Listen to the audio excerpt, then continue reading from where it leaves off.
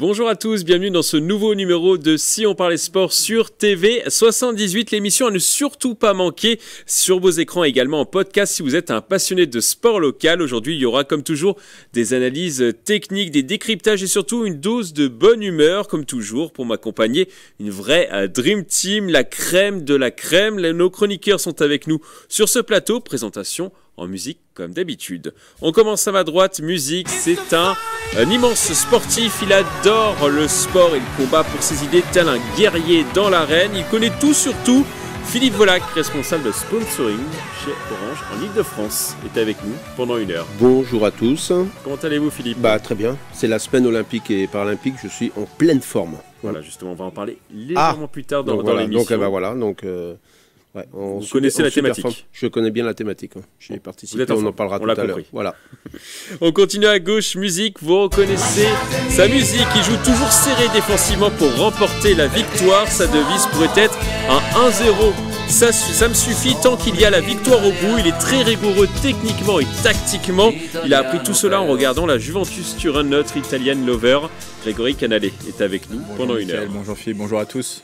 1-0, on joue serré. C'est la plus belle des victoires, 1-0. Quand on l'obtient à la dernière minute, si on peut marquer le but à la 90e, 1-0, moi c'est la victoire qui me plaît le plus, qui me fait le plus vibrer en tout cas. Et la Juve? Avec la Juve, bien sûr, mais c'est souvent les victoires que remporte la Juve. C'est souvent des 1-0 très serrés. En ce moment, c'est même des défaites. Ils ont gagné 2-0 hier soir. En Coupe d'Italie. Contre la Lazio de Rome.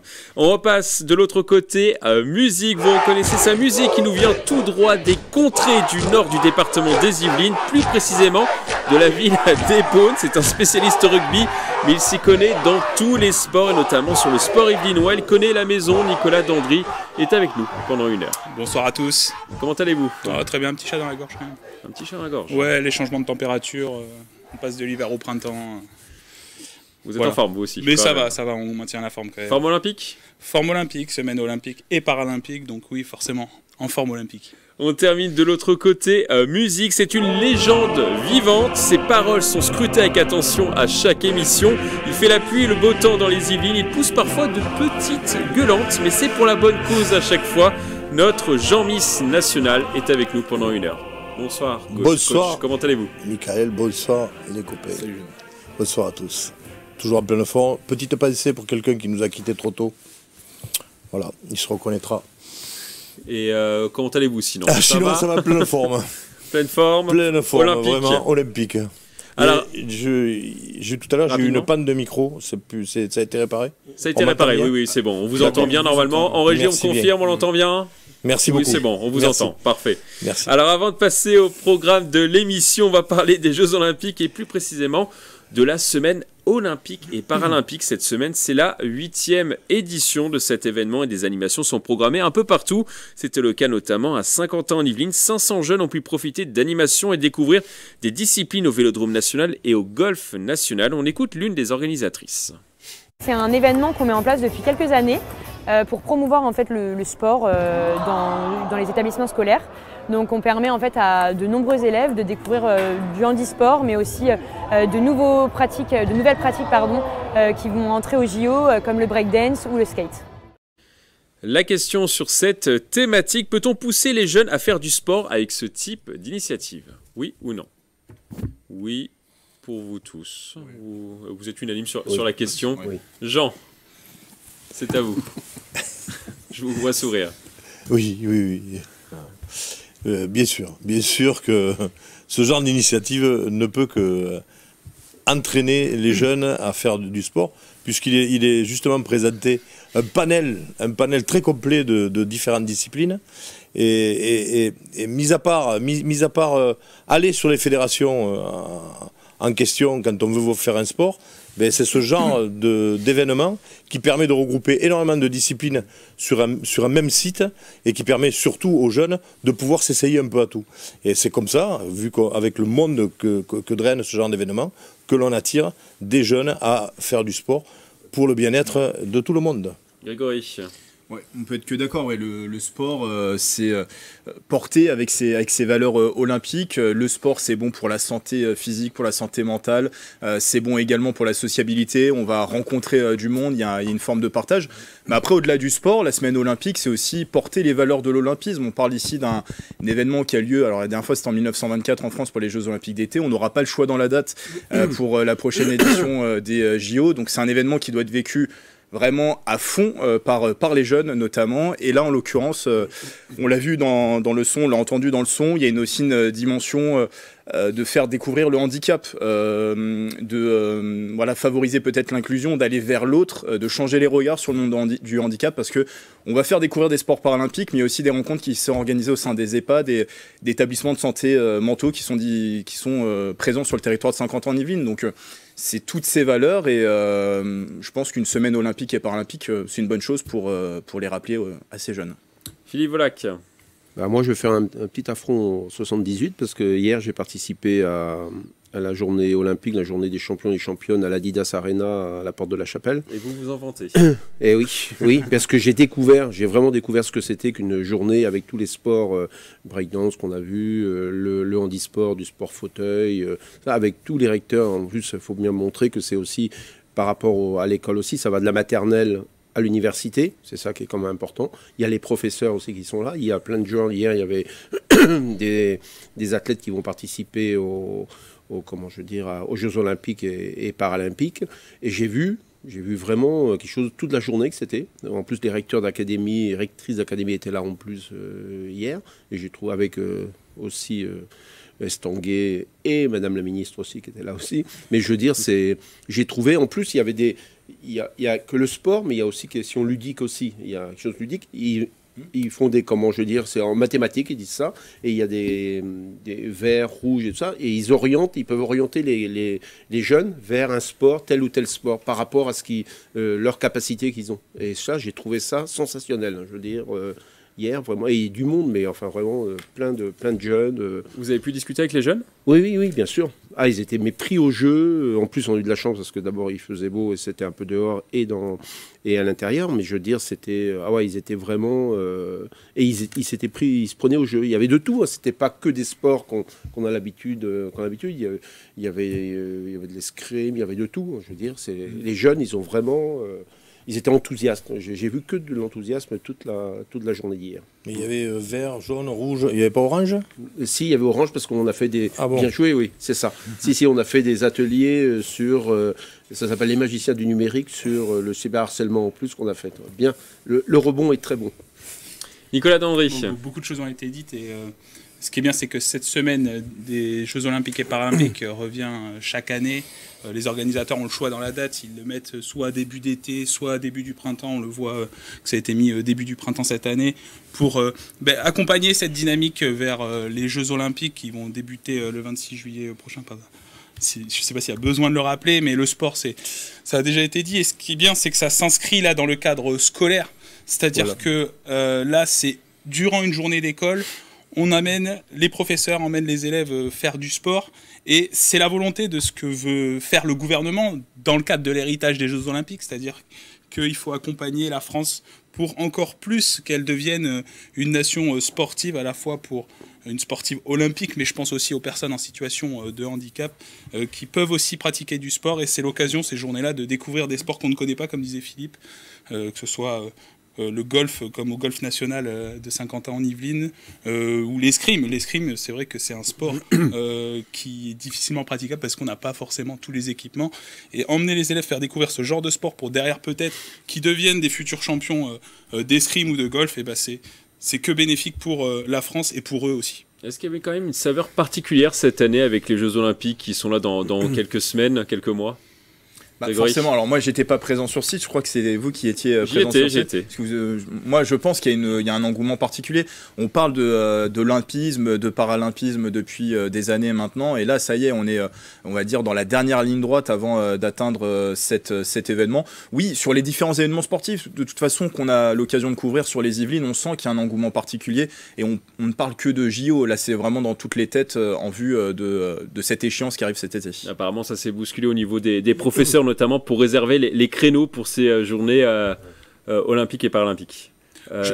Nicolas Petit Henry. coup de gueule par rapport à ce que, en lien avec ce que tu dis, Grégory, c'est que voilà un événement qui valorise les Jeux Olympiques. Et ces dernières semaines, ces derniers mois, on entend beaucoup de sujets dans les médias sur les Jeux Olympiques, mais souvent pour en parler, des polémiques autour des Jeux Olympiques. Et voilà un événement qui met en avant les Jeux Olympiques, mais on n'en entend pas beaucoup parler, sauf sur TV78 notamment.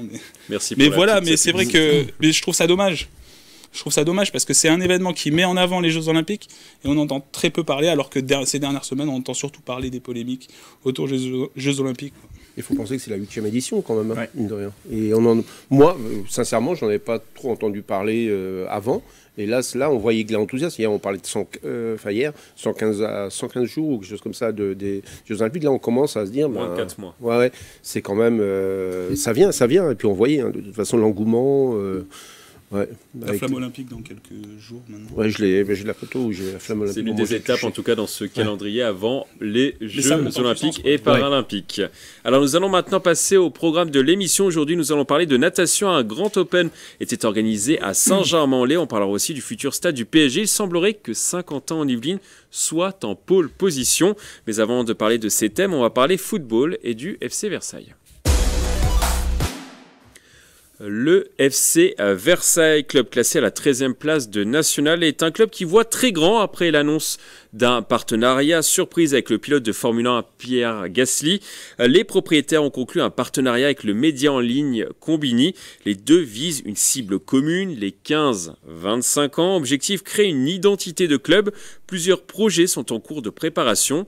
Votre avis sur ce partenariat, notamment avec Combini, parce que c'est la grande nouvelle qui est tombée il y a quelques jours.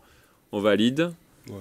Alors qu'est-ce que... Ah, vous validez pas forcément, Grégory. C'est pas que je ne valide pas, je vais m'expliquer. Allez-y, expliquez-vous. Non, mais c'est forcément bénéfique quand on a un partenariat, attention, Jean est pour, un actionnariat avec Pierre Gasly qui rentre au capital du club. On n'a pas parlé des montants, il n'a pas voulu communiquer là-dessus. Une semaine plus tard, je pense que c'est pas anodin, je pense que c'était déjà dans les cartons le partenariat avec Combini, mais on annonce la conclusion de ce partenariat avec Combini. Alors forcément c'est une bonne chose, il y a des capitaux supplémentaires pour le club, une médiatisation qui va peut-être porter le club davantage vers un public jeune, c'est en tout cas la cible qui est espérée par les propriétaires du Football Club de Versailles. Mais j'ai envie de dire, ne mettons pas la charrue avant les bœufs. Sportivement aujourd'hui, le FC Versailles est 13e de national, donc dans une position de relégable. Alors c'est très serré avec le reste des équipes au classement. Je crois qu'il y a 3 équipes qui sont au même nombre de points que Versailles. Le haut du classement, mais bon, on voit que 13e place, c'est limite pour le FC Versailles. Donc forcément, l'apport de capitaux supplémentaires, la médiatisation, c'est bénéfique pour le club. Ça rend le club plus attractif, peut-être pour faire venir et faire signer des joueurs dans le futur, créer un début de fanbase. Les supporters du FC Versailles sont là. On est très loin des clichés qui avaient été véhiculés par Julien Cazard quand il avait fait son sketch sur les ultra versaillais. C'était très drôle, mais on a quand même une base de supporters qui est là et qui est établie, donc ça peut aider à aller plus vite. Mais attention, je le disais, à ne pas mettre la charrue avant les bœufs. Pensons d'abord aux choses les plus importantes. C'est déjà de maintenir ce club dans cette division nationale, de l'installer avant, pourquoi pas, de rêver à une montée en Ligue 2. Ne pas négliger d'investir aussi sur la formation. J'espère que cet apport de capitaux, cette médiatisation pourra aussi profiter à l'ensemble des licenciés du Football Club de Versailles. Investir davantage sur les infrastructures. On a vu l'année dernière avec les propriétaires qui sont restés une saison à la tête du club qu'on avait voulu aller trop vite, sans penser forcément à structurer le club, à penser à une organisation, un organigramme dans ce club. Donc voilà, il y a plein de choses à penser pour structurer ce club et faire, je pense qu'il y a le potentiel. Il y a une marque qui est Versailles, qui peut s'installer, je pense, à un niveau mondial, mais il y a quand même, à mon avis, des petites cases à cocher avant, des impératifs avant de penser à plus grand, à voir plus grand pour le FC Versailles. Jean, qu'est-ce que vous en pensez? Alors vous êtes plutôt pour, c'est plutôt positif. Oui, alors je suis pour. Je suis d'accord avec ce que Grégory vient de dire, puisqu'il ne faut surtout pas oublier le côté sportif et qu'il est bien beau d'investir. Est-ce que c'est gage de réussite finalement ces partenariats? Alors c'est pour ça que je suis pour, moi, parce qu'on sait très bien que dans le milieu du football notamment, qui est un sport qui draine beaucoup d'argent, et il faut énormément de moyens pour pouvoir franchir des marches supplémentaires. Donc l'arrivée de partenaires en plus médiatiques comme Combini et Gasly, forcément, va pouvoir amener quelques cordes à l'arc du club de Versailles pour lui permettre de franchir cette grande marche. Sans oublier le côté sportif, et là c'est pour ça que je rejoins Grégory, parce qu'il est certain que ça ne se fera que s'ils se maintiennent dans cette division-là. Mais maintenant, par rapport à ces nouveaux partenaires qui arrivent avec la médiatisation dont ils font l'objet et l'investissement, leur investissement au sein du club de Versailles, ne peut qu'être bénéfique pour leur permettre justement de pouvoir arriver à leur fin sportive et autres, quoi. Nicolas Dandry. Aujourd'hui, le FC Versailles, c'est 4 millions d'euros de budget. Faut savoir que, par exemple, le premier, le FC Sochaux, c'est 11 millions d'euros de budget. Et que si on va plus loin, si on monte en Ligue 2, par exemple, un club comme US Concarneau ou Pau, le Pau FC, c'est 4 millions d'euros de budget. Donc aujourd'hui, le FC Versailles a un budget similaire à des clubs qui sont déjà en Ligue 2. Maintenant, par exemple, les Girondins de Bordeaux, qui sont en Ligue 2, c'est 42 millions d'euros. Donc vous voyez, il y a un écart quand même assez grand, mais pourtant, ce n'est pas impossible. Il y a des clubs qui ont un budget égal à celui de Versailles qui sont déjà en Ligue 2. Ça, c'est la première chose. La deuxième chose, c'est comment ces moyens vont être utilisés. Est-ce qu'ils vont être utilisés dans la formation? Parce que la formation, c'est les investissements pour demain, c'est les joueurs qui vont faire le FC Versailles de demain. Après, effectivement, il ne faut pas mettre la charrue avant les bœufs, mais c'est pas parce que FC Versailles descend en fin de saison, et je ne l'espère pas, mais s'ils descendent en fin de saison, c'est pour mieux rebondir. C'est un coup de frein s'ils descendent en fin de saison. Oui, mais c'est pour mieux rebondir. Là, les investissements, ils ont été faits en plein milieu de la saison, en cours, qui sont en national. Ouais, parce que les investisseurs vont venir pour investir dans la formation. Les billes sont déjà mises. On n'est pas vraiment dans l'utilisation de ces fonds au sein du club et de la politique du club. Oui. Bien sûr qu'on espère tous. On espère toujours tous dans un club qu'on n'oublie pas la formation. Parce que c'est la formation qui fonde les clubs. Non, mais c'est pour ça que je parle de l'utilisation. Je sais pas si des gens comme Combini, je pense qu'ils veulent avant tout avoir un retour sur investissement et être vus. Et être vu, c'est amener le club le plus haut possible pour avoir justement cette visibilité en retour de leur investissement. Oui, mais parce là, que sinon, ils connaissent la situation du club. Pourtant, ils ont déjà investi. Oui, mais ça fait rien. Donc, est-ce qu'après, leur investissement, il est sur le court terme ou est-ce que leur investissement est sur le long terme? Je pense que l'investissement est plutôt sur le long terme. Et bien évidemment. Et donc, c'est pour ça que là, je pense que malgré une descente en fin de saison, ça sera pas un problème parce que l'investissement est plutôt sur le long terme. Et l'année prochaine, s'ils sont en National 2, ça permettra de rebâtir un nouveau projet, partir sur plus difficile, et puis après pour relancer une dynamique. Parce que l'objectif final, c'est d'aller en Ligue 2 minimum. Oui, mais regardez, l'investissement il est fait cette saison, en cours de saison. On arrive quasiment à la fin de la saison nationale. Donc c'est pas un problème en soi. L'année déjà en cours, elle est quasiment perdue. Alors oui, effectivement, ça ferait perdre un an, mais est-ce que c'est problématique? Je ne le pense pas. Philippe Volac, qu'est-ce que vous en pensez de ce partenariat et est-ce que ça peut permettre au FC Versailles de grandir? Oui, parce que je pense que c'est une nouvelle... Est-ce que c'est synonyme de... Est-ce que c'est gage de réussite ou pas? Non, on peut pas dire on peut pas savoir si c'est gage de réussite, mais moi je trouve que c'est une nouvelle ère de coopération. On parle de Combini, mais Gasly aussi, c'est nouveau aussi. Donc je trouve que là, ils essaient d'aller... Et puis je pense que Combini, ils veulent aller sur le long terme, parce que bon, ils veulent toucher la génération Z, la génération ultra connectée. Il faut penser que c'est un média digital que c'est. Oui. Donc là, ils veulent vraiment... 10 millions d'internautes. Ouais, c'est ça. Et ils ont 15 ans, d'historique qu'ils ont aussi. Donc bon, je pense que pour FC Versailles, bon, ils veulent vraiment être le deuxième club d'Île-de-France. Bon, ils sont le troisième, si on peut dire, PSG, Paris FC et le Red Star aussi, mais ils veulent se positionner pour être le troisième. C'est vrai que ça va. Mais pour ça, il faut qu'ils montent en Ligue 2, parce que le Red Star va monter en Ligue 2, ça c'est pratiquement sûr maintenant. Je veux dire, ils ont beaucoup de points d'avance à quelques journées de la fin. Mais je trouve que c'est bien, parce qu'en plus je trouve que c'est un peu Combini, c'est un peu il y a le sport, il y a tout ça, mais il y a la culture populaire aussi. Ça, c'est important aussi. Je trouve que, et c'est, comme je dis, c'est une nouvelle ère de coopération. Bien sûr, ils tentent, mais je trouve que c'est pas mal. Je veux dire, ils ont raison. Bon, on va toujours revenir sur le même problème du stade et tout ça, parce que voilà. Mais je trouve que avec Gasly et Combini, c'est pas mal. Mais pas gage de réussite selon vous?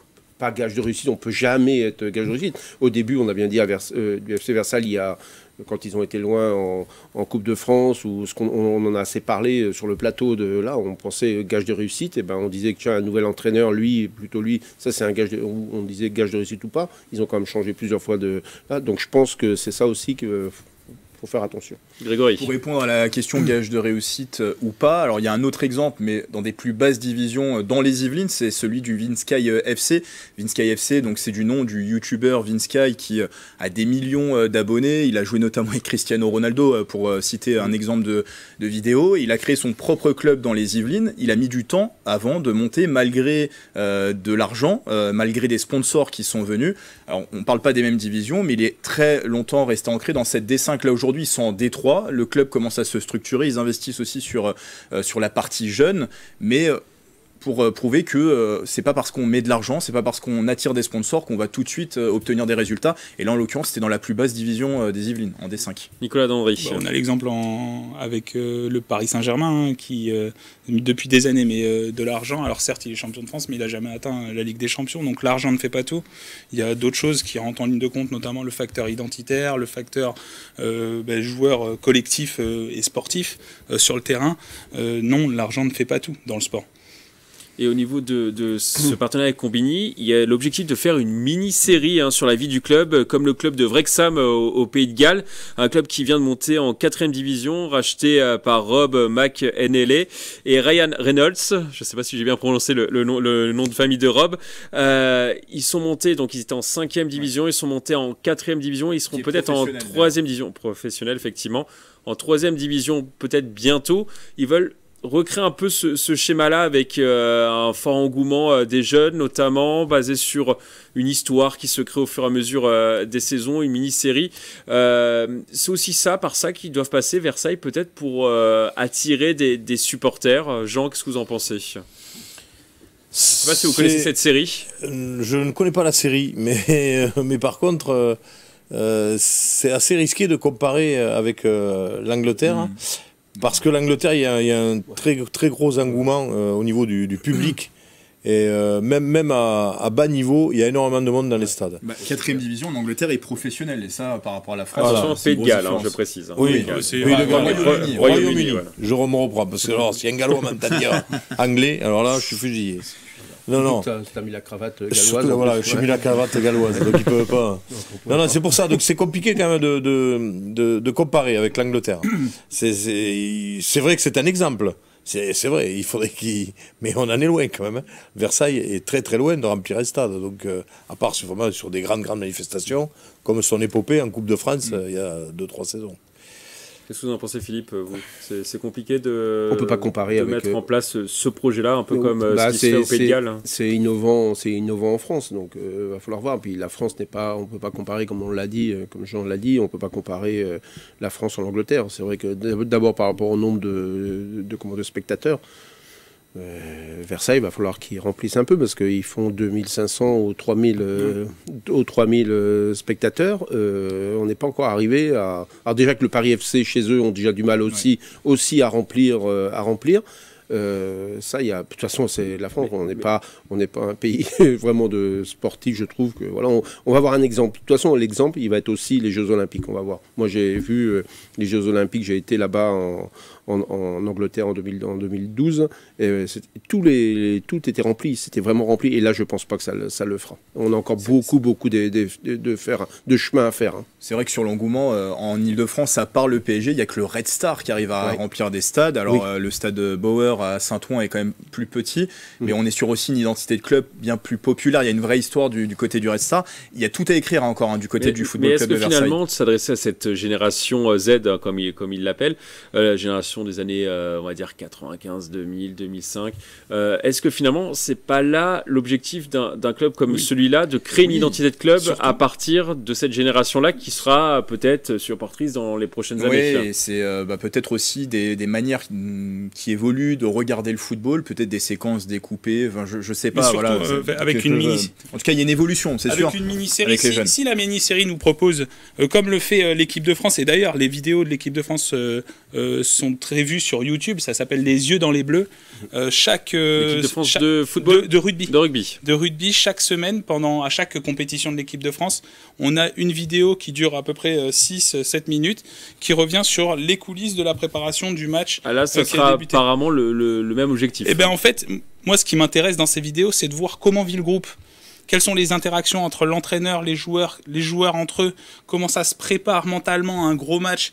Et ça crée, c'est une storytelling, c'est du storytelling, et ça permet d'amener les supporters à rentrer dans l'histoire, rentrer dans les vestiaires, pousser la porte du vestiaire pour aller voir ce qui s'y passe, et participer à l'histoire du FC Versailles. Et je pense que ça peut être que bénéfique, notamment auprès des jeunes, qui s'identifieront forcément à ce qui se passe et entreront dans l'équipe en tant que 12e homme. Enfin, voilà. De toute façon, quand on regarde les exemples récents de format de mini-série, encore une fois, on peut pas faire de comparaison avec Formula One, mais ça a amené par exemple Formula One sur Netflix beaucoup de gens qui ne regardaient pas la Formule 1 à regarder la Formule 1. Après, je dis pas que ça va se passer aussi comme ça pour le Football Club de Versailles, mais c'est en tout cas un format qui marche auprès de la jeune génération. Et on le voit, c'est décliné dans le golf, c'est décliné dans le rugby avec full contact. D'ailleurs, il y a une deuxième saison qui est prévue pour un retour sur le tournoi Destination 2024. Il y a déjà eu Full Contact, c'est la série qui est dédiée, qui raconte le Six Nations à travers les joueurs. La première saison est sortie juste avant le tournoi de Destination 2024 et il y a déjà une deuxième saison qui est prévue, qui a été tournée durant le tournoi Destination 2024. C'est des mini-séries qui marchent en fait et c'est génial. Moi je trouve que c'est bénéfique pour le sport et pour ramener des spectateurs au sport.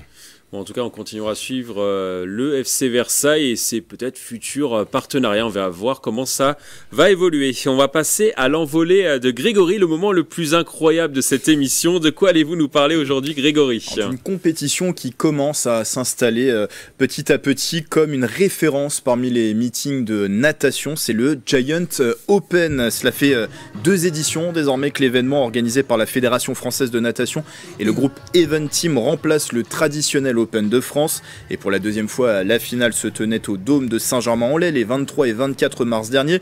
La ville yvelinoise était en fait le point d'orgue du rendez-vous qui avait débuté quelques jours plus tôt à Nice pour les phases de série.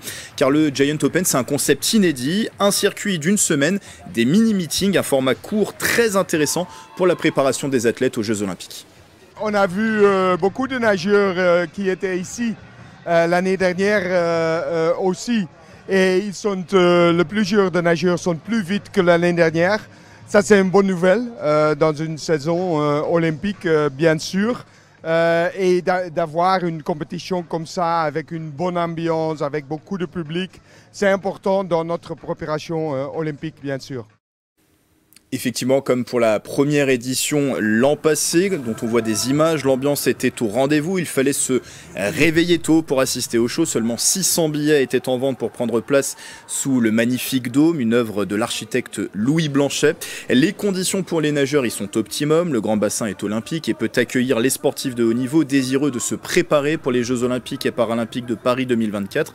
Il n'y a donc rien d'étonnant à voir des athlètes de renom s'aligner sur ce Giant Open cette année. Parmi les têtes d'affiche, les Français Charlotte Bonnet, Maxime Grousset ou encore Analia Pigré, le Sud-Africain Chad Leclos ou la Hongroise Yakabos. Malheureusement pas de Léon Marchand qui s'entraîne en ce moment aux États-Unis. Les projecteurs étaient surtout tournés vers Florent Manodou. Cette année, la star incontestable de ce Giant Open 2024, quand on entend les réactions du public à l'annonce de son nom, il a fait le plein de confiance en s'imposant dans sa discipline phare, le 50 mètres nage libre, qu'il a conclu sous les 22 secondes devant son compatriote Maxime Grousset.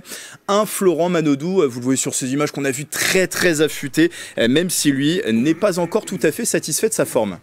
J'ai hâte d'aussi ralentir la muscu parce que quand on a 33 ans et qu'on soulève beaucoup, ça fatigue énormément. Donc là, il y a encore évidemment 2-3 mois de boulot. J'aimerais bien être à 109 et avoir 10% de masse grasse.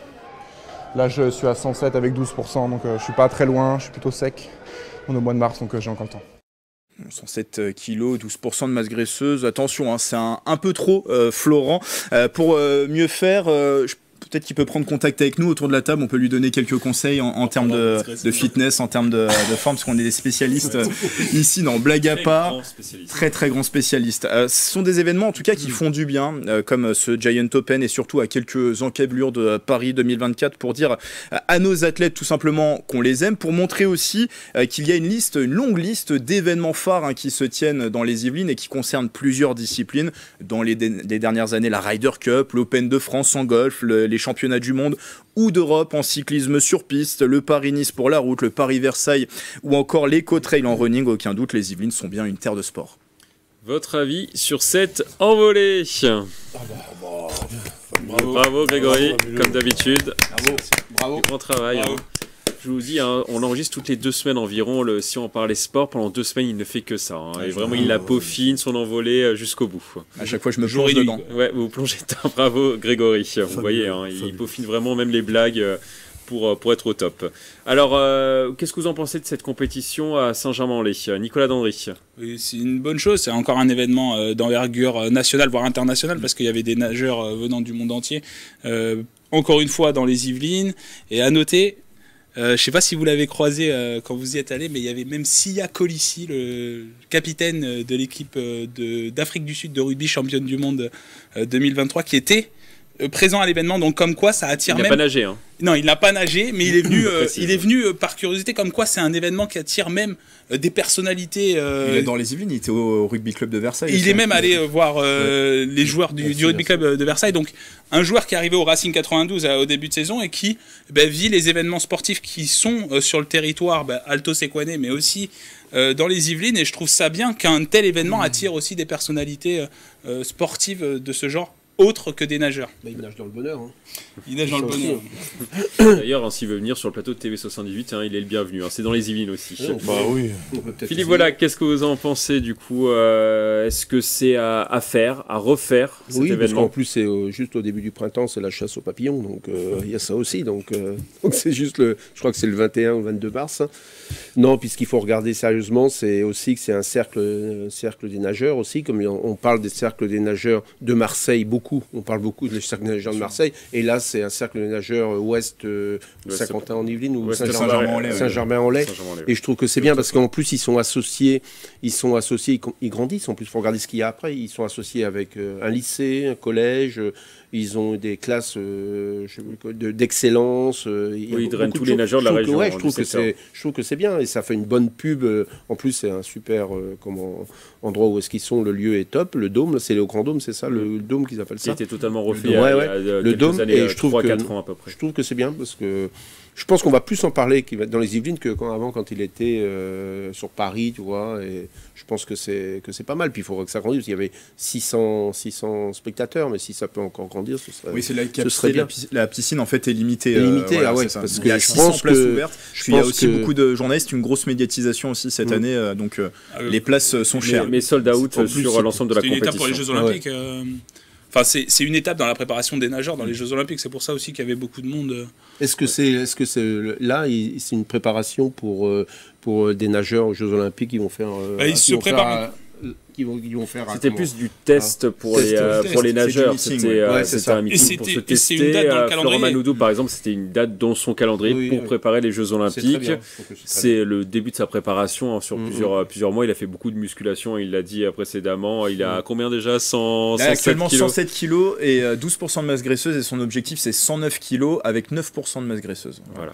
Donc c'est une étape dans sa préparation. Jean, qu'est-ce que vous en pensez? Alors, je viens de calculer. Pour que j'ai 9% de masse graisseuse, il faut que je fasse 4,12 m. Donc il faut que je grandisse, quoi, en gros. Donc j'ai un peu de boulot. Plus grand que Victor Wembanyama. Ouais, largement.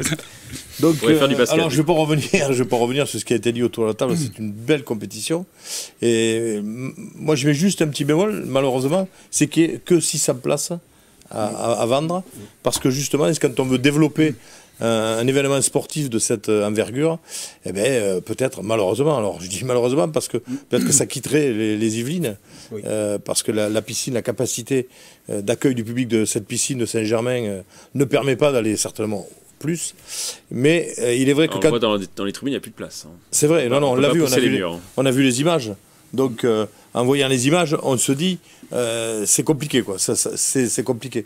Donc, ça voudrait dire que ce serait délocalisé, mais quand on veut développer un événement de cette envergure, pourquoi pas, quoi. Je dirais, pourquoi pas ne pas aller ailleurs, quoi. Il y a des belles têtes d'affiche présentes sur ce rendez-vous.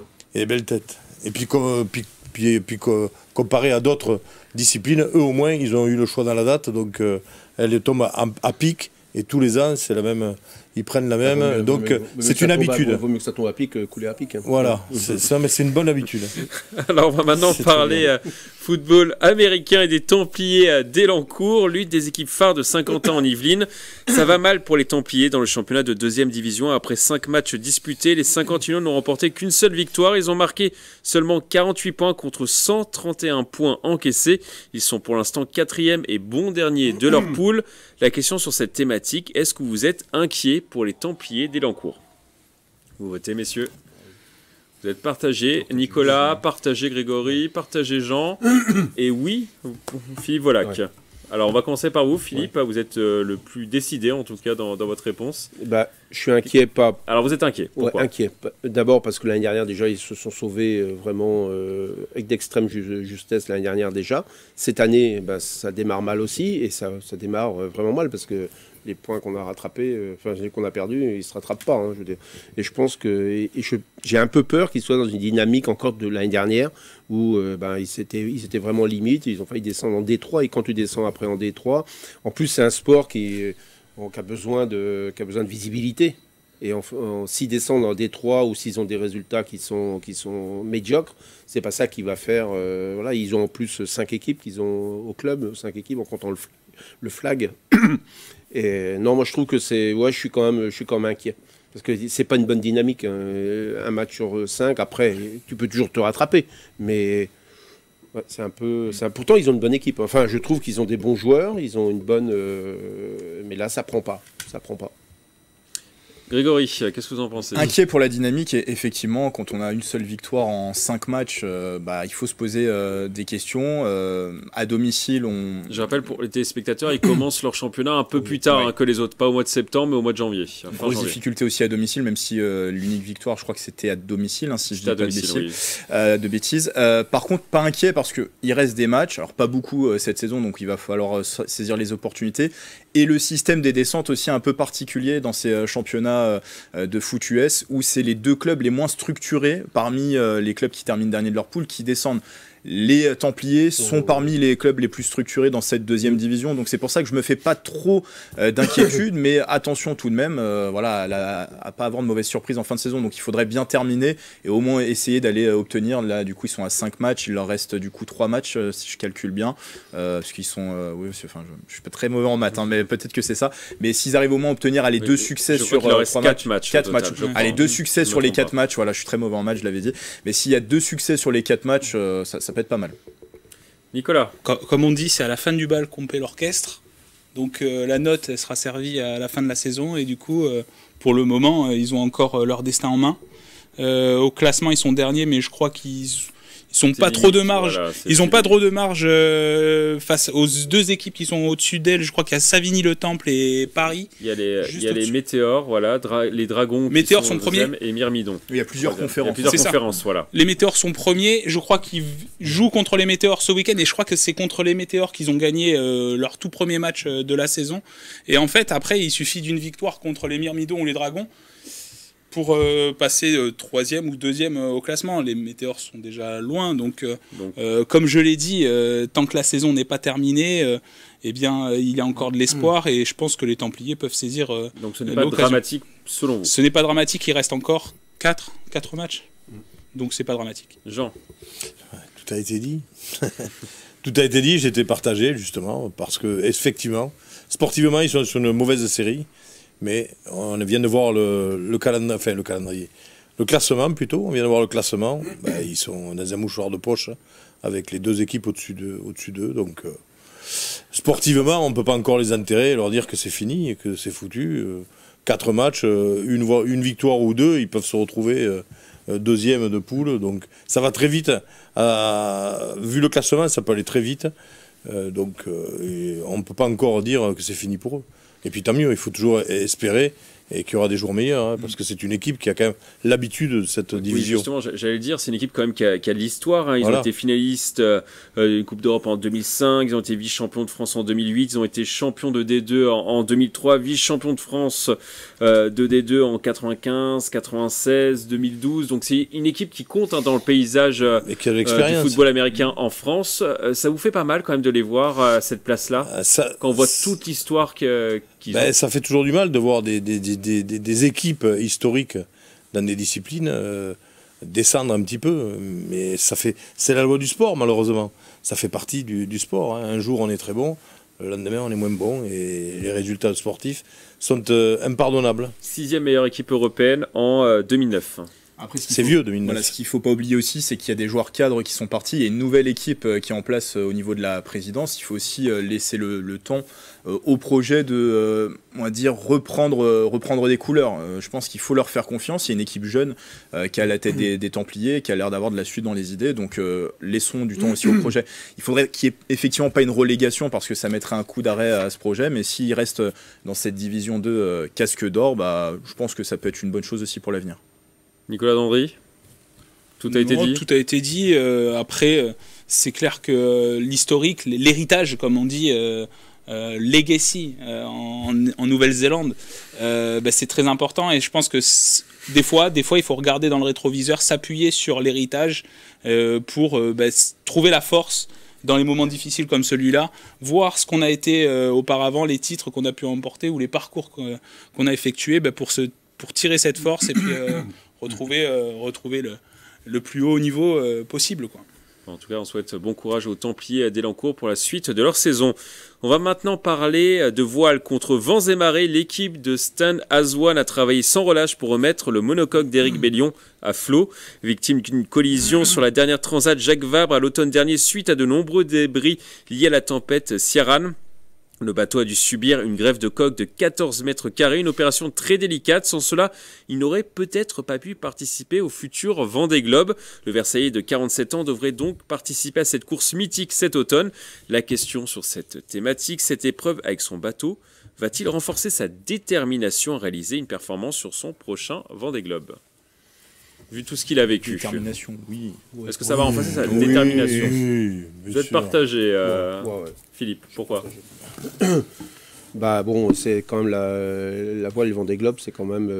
Il faut avoir de la chance aussi, déjà. Il faut avoir de la chance, il faut avoir un bon bateau aussi.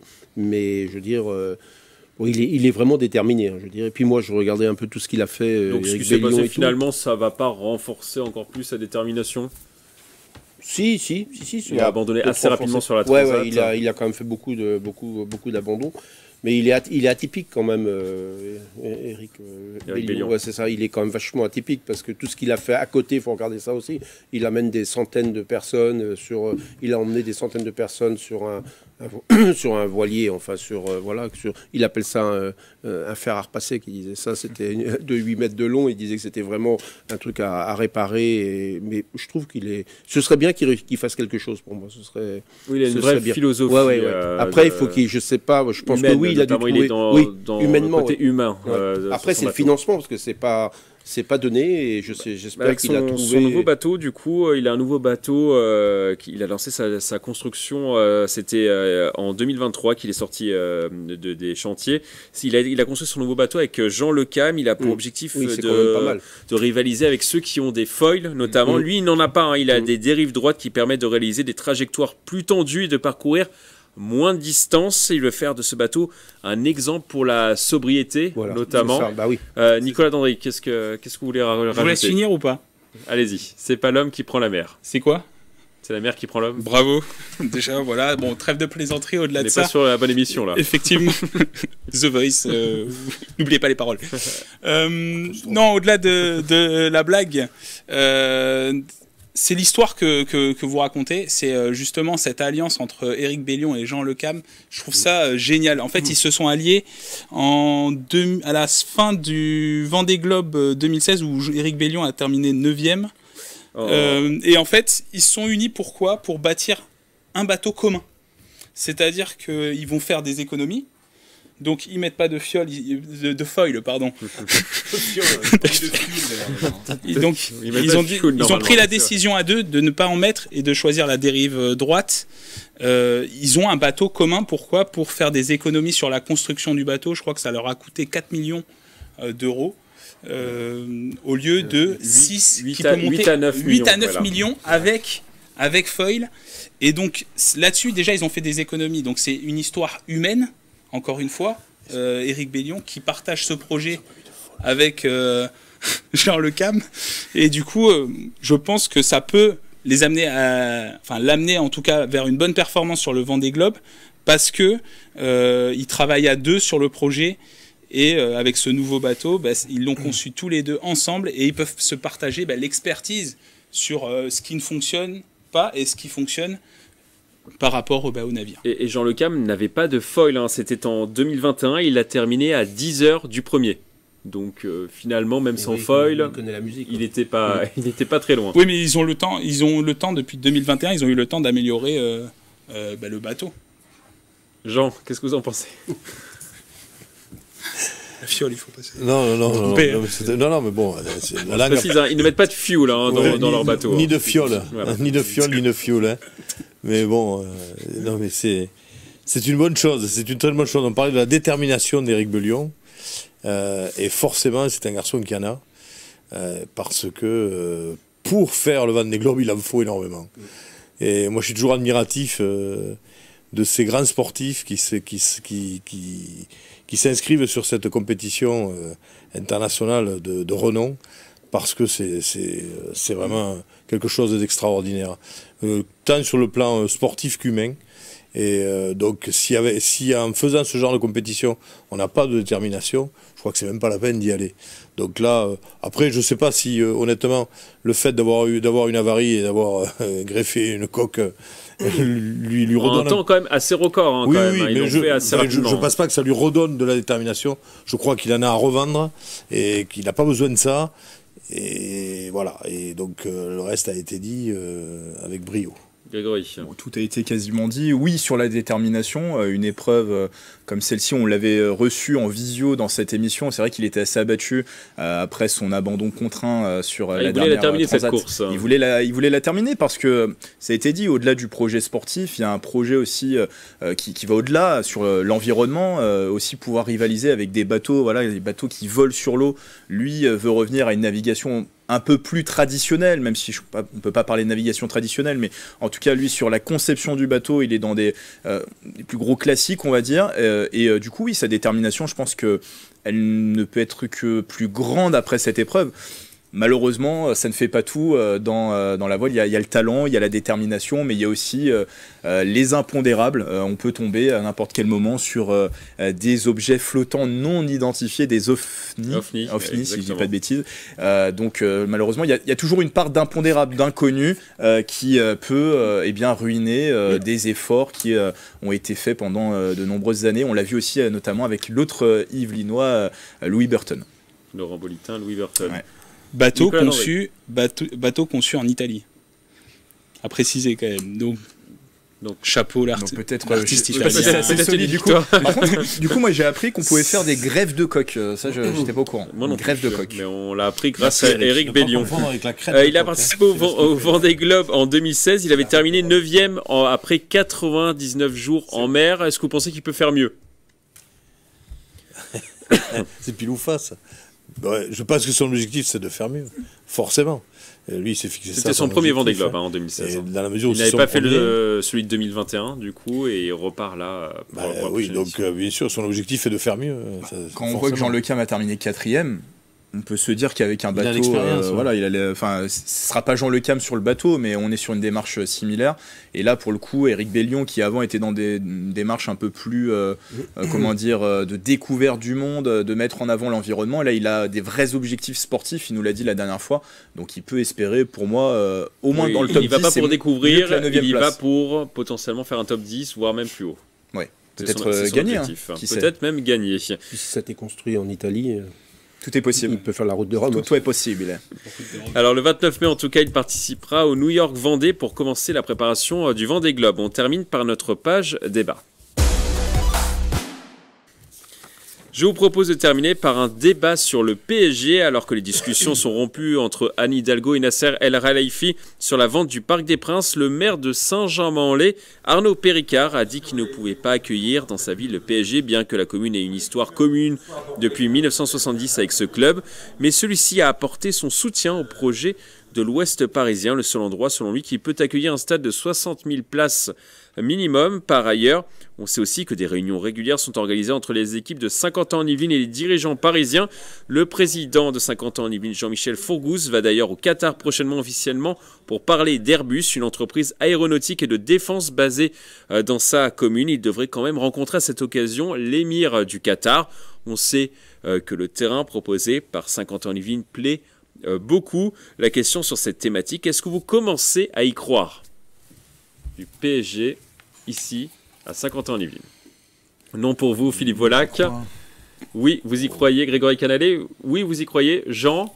Non, vous n'y croyez toujours pas. Nicolas Dandré, vous restez sur votre position. Alors on va faire un duel, si je peux dire, 2 contre 2. On va commencer par vous, Nicolas Dandré. Moi, je reste toujours sur cette position que c'est loin de Paris. On est sur on est à 20 km du centre de Paris et que c'est rare dans le football européen d'avoir des stades aussi éloignés de la ville. Je l'ai déjà évoqué. Même à Lille, Villeneuve-d'Ascq, le stade de Villeneuve-d'Ascq, il est à moins de 20 km du centre-ville de Lille. Donc ça, c'est la première chose. La deuxième chose, je pense que le bras de fer politique qui est engagé, eh bien, certes, il est défavorable aujourd'hui, mais il faut attendre. Il faut attendre 2026, dans 2 ans, les élections municipales, avec une possible défaite de Anne Hidalgo. Surtout si ce dossier devient un enjeu dans la course à la mairie de Paris. Donc ça, il faudra voir ce qui se passe d'ici à 2026. Est-ce que les Qataris peuvent attendre jusqu'à 2026? Ça, c'est la question par rapport à ça. Et la troisième chose, c'est est-ce que les supporters parisiens sont prêts à se déplacer chaque week-end jusqu'à 50 ans en Yvelines pour voir les matchs du PSG, ce qui rejoint aussi le premier sujet de la distance. Ça, j'en suis pas sûr. Est-ce qu'il n'y a plus de lien avec Paris? Et encore une fois, on en revient au sujet, il n'y a plus de lien avec Paris. Donc, quel est le nom? Moi, j'avais déjà proposé le 5 Qatar en Yvelines. Le 5 Qatar en Yvelines, voilà, SQY.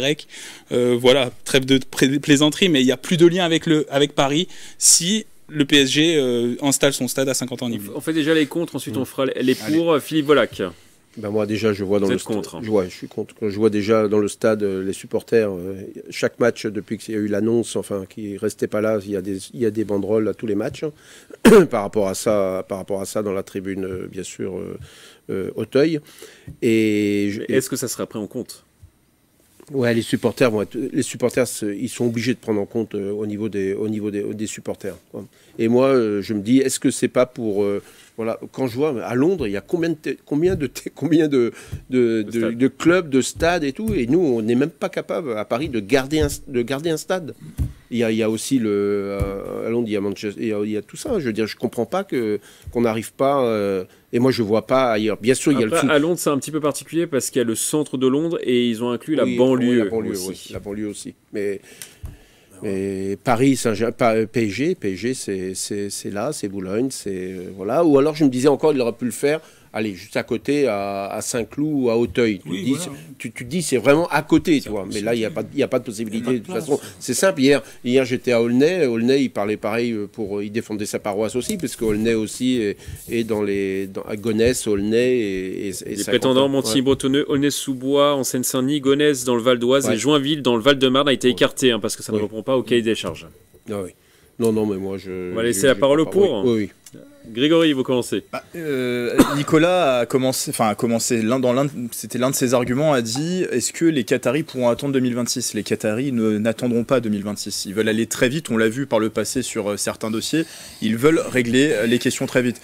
De là à hypothéquer une potentielle défaite d'Anne Hidalgo, moi j'y crois pas forcément. Est-ce que les Parisiens qui habitent Paris, je parle pas des supporters du Paris Saint-Germain, vont penser à la question Parc des Princes au moment de glisser le bulletin dans l'urne? Je suis pas sûr. Après, moi, je vais dire un truc qui est vraiment une conviction personnelle. Pour moi, le Parc des Princes, c'est le PSG. Si le PSG part du Parc des Princes, je vois pas comment le Parc des Princes pourra continuer son histoire. Pour moi, la structure et le club, pour moi, sont indissociables. Ah oui. Maintenant, pour revenir aux propos que je disais tout à l'heure, les Qataris, les dirigeants veulent aller très vite. Et dans ce dossier, si il y a maintien d'Anne Hidalgo comme maire de Paris, ça semble être une impasse quand même. Peut-être un gros bluff de la part des Qataris, mais ça semble être dans une impasse avec les deux partis qui sont chacun campés sur ses positions. Et à partir de là, les Qataris qui veulent développer un stade plus grand, une expérience de stade avec un centre commercial et des activités à faire autour, regardent les différents projets. Et aujourd'hui, quand on regarde les différents projets sur la table, c'est vrai qu'un temps a été évoqué l'hippodrome de Saint-Cloud. Très vite, on a vu que c'était pas possible à cause du PLU.